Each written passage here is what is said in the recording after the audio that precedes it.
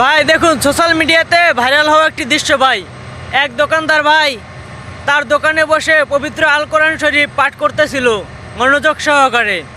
একটি ডাকাত হঠাৎ তার দোকানে গিয়ে হামলা দেয় এবং পিস্তল ঠেকিয়ে দেখুন ওই ভাইটির কাছ থেকে যা চাইতেছে ভাইটি সব দিয়ে দিতেছে, কিন্তু ভাইটি কোনো ভয়ই পাইতেছে না।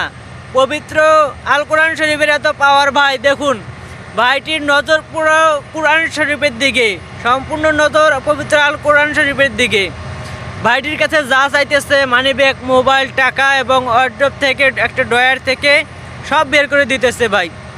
তখন ডাকাত হঠাৎ করে থমকে গেল যে ভাই পবিত্র আল কোরআন শরীফ এত মনোযোগ সহকারে পড়তেছে, যা চাইতেছে তাই সব দিয়ে দিতেছে।